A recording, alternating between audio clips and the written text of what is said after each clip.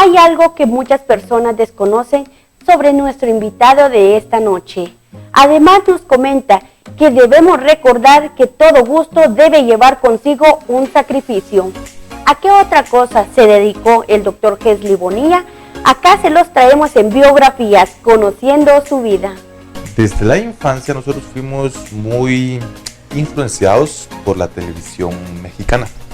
Cuando ingresó al cable aquí a Jalapa, a mediados de la década de los 80, porque antes en Jalapa solo se miraba el canal 3 y después ya se instaló la repetidora del canal 7 y a los poquitos meses y al año ya el cable comenzó a ser más difundido en Jalapa.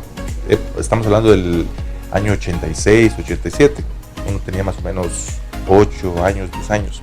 Bueno, con esa influencia en ese tiempo estaba muy de moda los partidos del Real Madrid, porque la televisión mexicana retransmitía los partidos del Real Madrid y ahí jugaba el otrora jugador Hugo Sánchez. Y uno quería ser como Hugo Sánchez. Muchos amigos que están viendo esta entrevista seguramente se van a recordar al respecto. Y uno de esos, Néstor, ¿quién no quiso ser como Pelé en su tiempo? Me imagino en la década de los 60. O quién no quiso ser como Maradona, que hace poco falleció también. Pues en ese tiempo, el cable de 13 canales que habían, 10 eran mexicanos. Y no se perdían en transmitir un juego del Real Madrid, donde era delantero Hugo Sánchez. Y uno de niño quería ser como él. Hasta la vuelta hacía como Hugo Sánchez uno. Y entonces, a finales de los 90, ingresamos a la escuela de jugadores del profesor David Mérida en ese tiempo, que al año también ya él tuvo que migrar y ya dejó de existir esa escuela.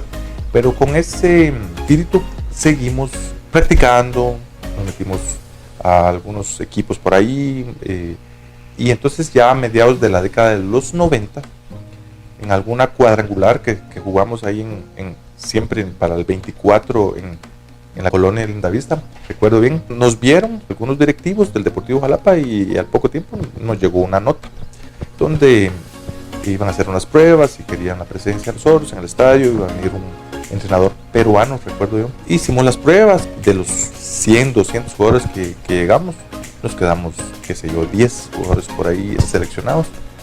Después también de militar en varias selecciones juveniles, donde participábamos en eliminatorias para los Juegos Nacionales. Entonces, recuerdo que así fue la incursión al Deportivo Jalapa. Estuvimos en el año 95, 96, con el finado Jaime Bates también entrenando. Después ya en 97 tuvimos nuestros primeros contratos, que en ese tiempo era totalmente diferente. Yo recuerdo muy bien que lo que nos ofrecieron fueron 500 quetzales mensuales. Y no nos daban dinero en efectivo, sino que nos daban productos de los patrocinadores, háblese una vajilla, y sábanas, ponchos, y que nosotros todavía lo vendiéramos para poder de ahí sufragar nuestros gastos de vivienda, de alimentación. Era bien complicado ese tiempo, pero como a uno le gustaba jugar, pues hacía su sacrificio. Entonces, de esa cuenta, en los años 95, 96, 97, principios del 98, en ese momento tenía que tomar la decisión, porque una junta directiva quería adueñarse de los papeles de los jugadores jóvenes como nosotros, que teníamos 18 años, 19 años. Entonces, pero yo tenía intenciones de seguir estudiando también, por eso ya me había inscrito a la carrera de agronomía del Consulori y pensaba irme a la ciudad capital, porque me decían: mira, si querés destacar en el fútbol tenés que salir de Jalapa, aquí te vas a quedar únicamente en el olvido. Y entonces hubo unos roces ahí con la junta directiva. Yo quería también seguir estudiando, cosa que ya no me arrepiento, porque tal vez hubiera hecho una carrera de futbolista tal vez unos años más, que se hubiera acabado a mis 30 años y no hubiera sido profesional. Y ahora vivo de la profesión de ser ingeniero, de ser académico, entonces, y vivo, gracias a Dios, bien. Fue una decisión muy difícil, porque al fin y al cabo uno tenía ilusiones también de destacar en el deporte, pero no podía hacer las dos cosas al mismo tiempo, sobre todo en este país que es tan difícil por la cuestión económica. Y en ese tiempo, que apenas nos pagaban 500 quetzales, para poder sobrevivir era bien difícil. Ya a mediados del 98 me trasladé a estudiar a la ciudad capital. La idea era jugar en el equipo de la Universidad de San Carlos, en la primera división también, y estudiar. Sin embargo, el estudio me absorbió totalmente. Yo quería sacar mi carrera porque era una situación económica muy complicada y uno lo que quería era terminar lo más pronto posible su licenciatura para poder tener una mejor oportunidad a nivel laboral. Entonces, al absorbernos totalmente la cuestión académica, ya fuimos dejando el fútbol más que todo para una cuestión nada más de hobby. Por eso es de que ya no incursionamos en esa etapa de la vida.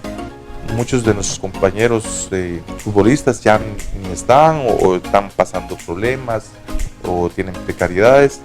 20 años después, 30 años después, uno dice, bueno, opté por la mejor opción, que fue mi carrera profesional.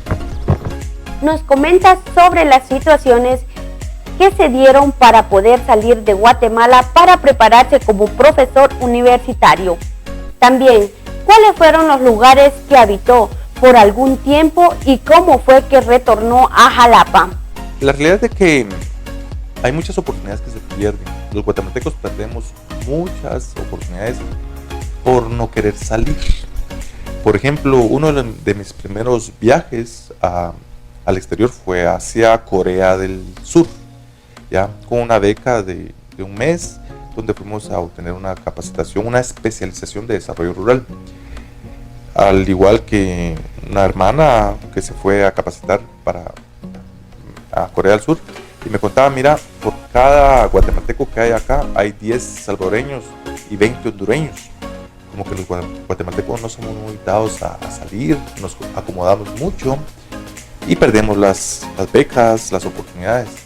Entonces me propuse en siempre aplicar y ver cómo seguíamos formándonos por esa responsabilidad de ser profesor universitario y que se mejorara la calidad educativa.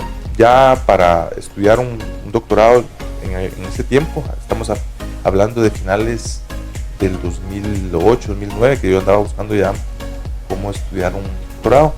Entonces vi la posibilidad de un programa que había de estudiarlo acá. Venían los profesores españoles, pero uno tenía que ir allá también y a graduarse principalmente a España, por ejemplo. Lo hicimos y a principios más o menos 2012 ya habíamos obtenido ese grado académico. De esa cuenta tuvimos que viajar a otros países como Alemania, Francia, España, que es lo que más conozco de Europa, y seguir en esa formación. Ya para la última etapa formativa del postdoctorado, en un viaje que fui a hacer a Chile, a Santiago de Chile, para hacer un convenio de tener intercambios académicos entre universidades chilenas y el Cunsurori, se ha perdido todo eso. Firmamos de esa cuenta un convenio con una universidad chilena, y en un fin de semana me intrigó conocer también Argentina a través de la cordillera de los Andes, que se hace de Santiago a Buenos Aires 2 horas nada más.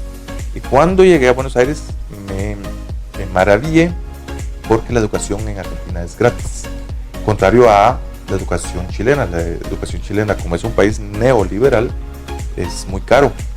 Y entonces dije yo, bueno, en Chile me va a costar mucho y por la cuestión económica, entonces me vengo a Argentina. Y es por eso es de que decidí estudiar mi última etapa formativa del postdoctorado en Buenos Aires, Argentina, y así estuve viajando 2-3 veces cada año a Buenos Aires. Y de ahí, ya con una hermana que tengo en Sao Paulo, Brasil, fuimos a ver cómo era la realidad también brasileña. Ya tuvimos otros contactos importantes también en esta época última de formación. Para mí ha sido una gran experiencia haber viajado a estos países. Por ejemplo, en el 2018 publicamos uno de los libros que hemos escrito en Buenos Aires, Argentina, y ahí está en la base de datos y en los registros del Instituto de Estadística de Argentina. Entonces aparece, y es muy importante que guatemaltecos incursionen en otras realidades y que suene también en otras latitudes el nombre de Guatemala, y sobre todo el de Jalapa. Me recuerdo que cuando publicamos el libro sobre migración en Buenos Aires.